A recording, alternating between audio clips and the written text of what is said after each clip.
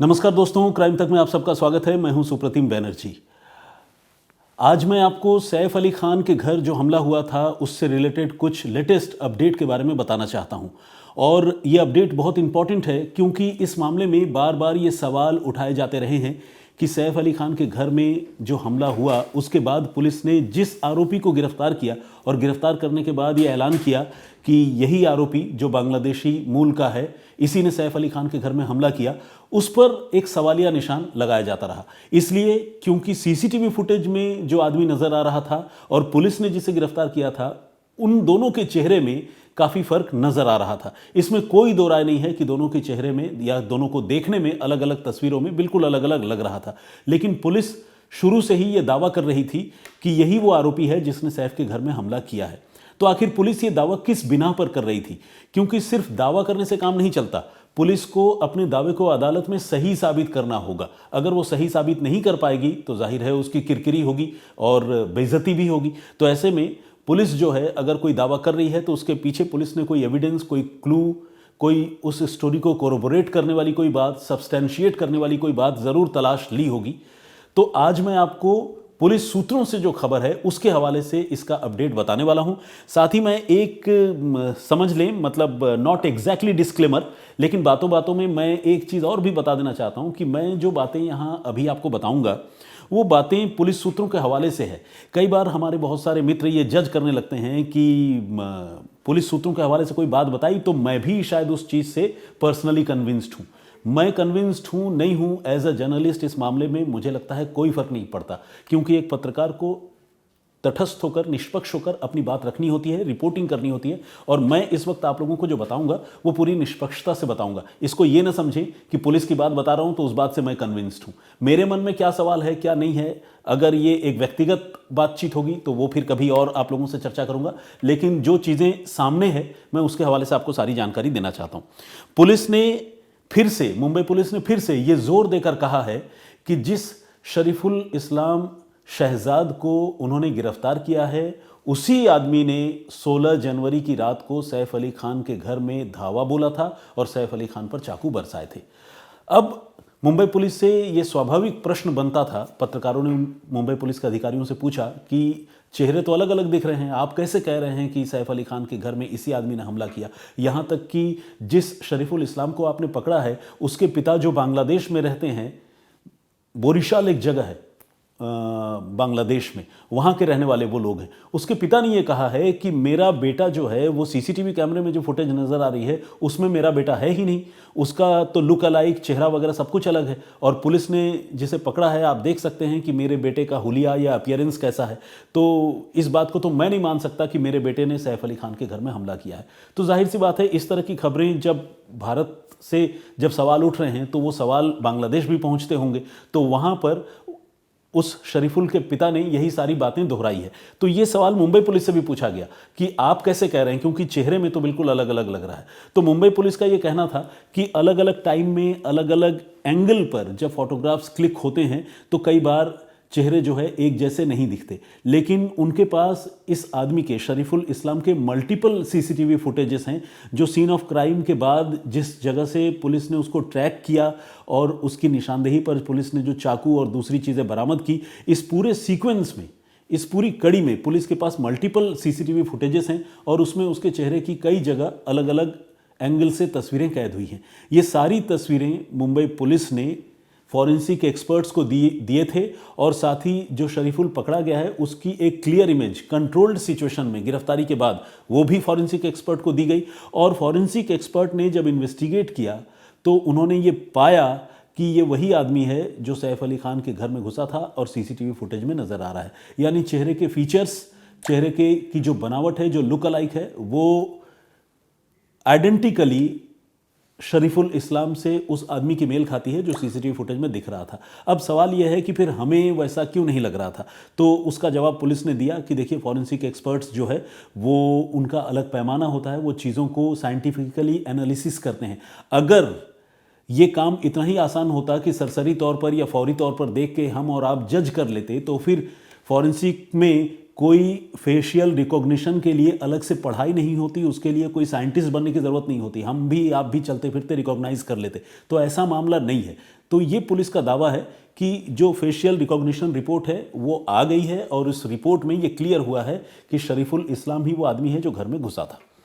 अब कुछ दिन पहले एक खबर ये भी आई थी, आप लोगों ने शायद वो खबर पढ़ी हो या कहीं सुनी या देखी भी हो, वो ये कि मौका वारदात पर जो फिंगरप्रिंट मिले थे उन फिंगरप्रिंट के तकरीबन 19 नमूने पुलिस की मौजूदगी में फॉरेंसिक एक्सपर्ट्स ने लिफ्ट किए थे और वो फिंगरप्रिंट गिरफ्तार शरीफुल इस्लाम से मेल नहीं खाते हैं।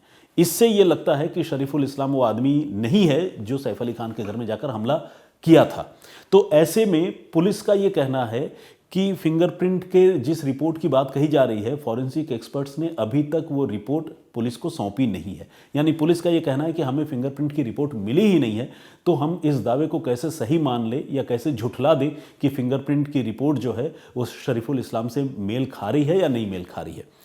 एक टेक्निकल पहलू है इस मामले में जो मैं आप सबको बताना चाहूँगा, वो ये कि फिंगरप्रिंट जो है वो हमेशा बहुत कंक्लूसिव यानी निर्णायक हो ये ज़रूरी नहीं है। ऐसे बहुत सारे क्राइम के मामले इससे पहले भी देखे गए हैं, सुने गए हैं, जिसमें अपराधी की प्रेजेंस अलग अलग दूसरे एविडेंस में मौका वारदात पर नज़र आती है, लेकिन जब फिंगरप्रिंट मिलाने की बात आती है तो वो फिंगरप्रिंट जो है वो मेल नहीं खाते। तो मेल नहीं खाते का मतलब क्या है? एक तो ये है कि मान लीजिए फिंगरप्रिंट ए है और किसी दूसरे आदमी का फिंगरप्रिंट लिफ्ट हो गया तो उससे मैच नहीं खा रहा है, मतलब मिसमैच हो गया, दोनों फिंगरप्रिंट अलग अलग है। ये एक तो ये सिनेरियो है। एक सिनेरियो ये है कि फिंगरप्रिंट ए तो है जिस आदमी ने मान लीजिए वो अपराध किया, लेकिन मौका वारदात से जो फिंगरप्रिंट उठाए गए वो फिंगरप्रिंट इससे मेल नहीं खाए। कहने का मतलब ये कि वो फिंगरप्रिंट किसके हैं ये क्लियर नहीं हो पा रहे। तो इसका यह भी मतलब निकलता है कि शायद वो फिंगरप्रिंट जो लिफ्ट किए गए हैं वो धुंधले हो, वो साफ ना हो, वो इतनी क्लैरिटी वाले ना हो कि आरोपी के फिंगरप्रिंट से वो हुबहू मेल खा जाए। तो कहने का मतलब यह भी है कि फिंगरप्रिंट जो है वो कंक्लूसिव नहीं होना और मिसमैच हो जाना, दोनों चीज़ों में फ़र्क है। तो ये हो सकता है कि आने वाले दिनों में अगर फिंगरप्रिंट आए तो ये भी हो कि उसका फिंगरप्रिंट, सारे के सारे फिंगरप्रिंट जो है वो मेल खाएं। ये ज़रूरी नहीं, हो सकता है कि कुछ फिंगरप्रिंट्स इनकंक्लूसिव हो जाए।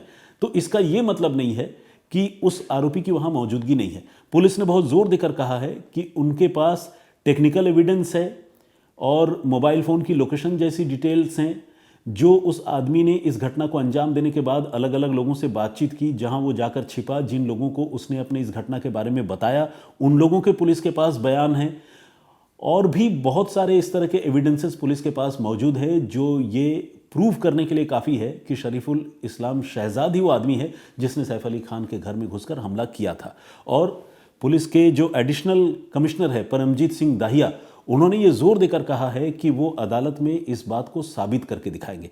अब ये आने वाले वक्त की बात है कि पुलिस इसको साबित कर पाती है या नहीं कर पाती है।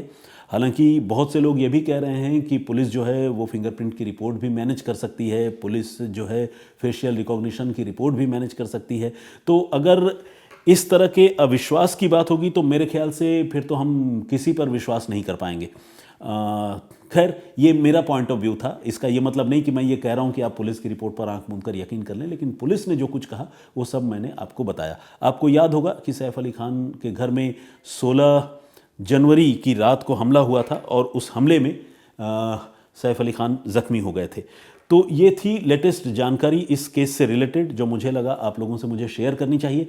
आप लोग इस मामले पर जो पुलिस का स्टैंड है उस पर क्या सोचते हैं?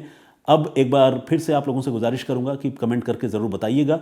आज चूंकि कोई बहुत कॉम्प्लिकेटेड मर्डर मिस्ट्री नहीं है जिसकी बारीकियां मैं आपको अक्सर बताया करता हूं, तो ये जिसे कहते हैं ना कि टू द पॉइंट एक इन्फॉर्मेशन था जो मैंने आप लोगों को पास ऑन किया, आप लोगों को वो जानकारी दी।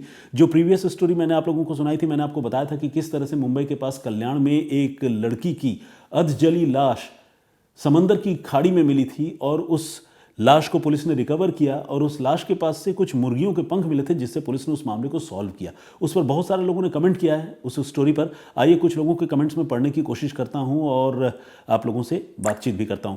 उमेश प्रधान हैं, इन्होंने अपनी बात रखी है। ये बता रहे हैं कि छत्तीसगढ़ के वो रहने वाले हैं, हर रोज़ वो मेरी कहानी सुनते हैं और मेरी कहानी मतलब ये जो मैं पेशकश लेकर आता हूँ इसे सुनकर ही उनके दिन का अंत होता है। बहुत ही ज़बरदस्त स्टोरी सुनाई सर आपने। एक हमारे दर्शक हैं अक्षय NNN आगे लिखा हुआ है, तो उन्होंने ये बात कही है। राघवेंद्र तिवारी जी हमारे रेगुलर लिसनर हैं, कमेंट करते रहते हैं और उन्होंने कहा है कि कहानी सुनाने के लिए बहुत बहुत शुक्रिया। योगा मास्टर शिव है, इन्होंने कहा है कि वो वियतनाम से हमें सुनते हैं और किसी भी आदमी की दूसरे आदमी से तुलना करना, यानी उन्होंने खास मेरे लिए ये कहा है कि मेरी तुलना शम्स सर से करना जो है वो बिल्कुल उचित नहीं है। बिल्कुल ये बात मैं मानता हूँ, और ऑब्वियसली शम्स सर का कोई मुकाबला नहीं है। उनकी रिसर्च, उनका अंदाज़े बयां, उनका एक्सपीरियंस सब कुछ मुझसे बेहतर है और ज़्यादा है। वो मेरे सीनियर है, मैं उनसे सीखता हूँ। तो अगर आप तुलना करते हैं ना, तो मुझे लगता है कि मेरे बारे में तो आप जो राय रखते होंगे वो रखते होंगे, लेकिन मुझे लगता है कहीं शम्स सर की शान में भी वो बेकदरी हो जाती होगी। एनीवे,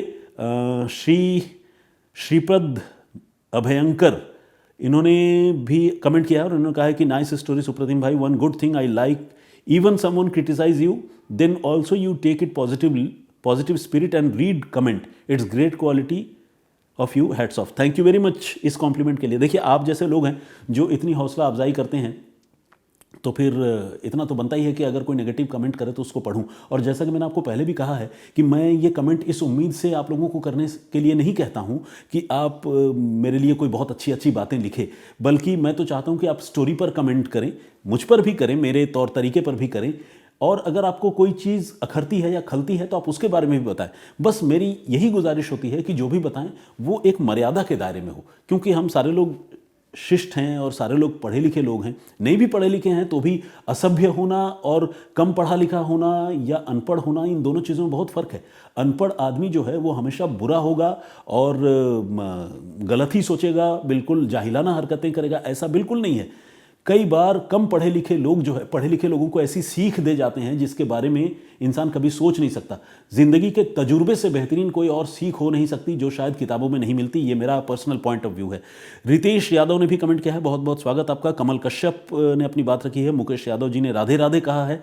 आज मैं इजाज़त लेना चाहूँगा, मैं फिर हाजिर हूँगा किसी और कहानी, किसी और वाक़े के साथ। तब तक अपना बहुत ख्याल रखिए, सुरक्षित रहिए। जय हिंद, जय भारत।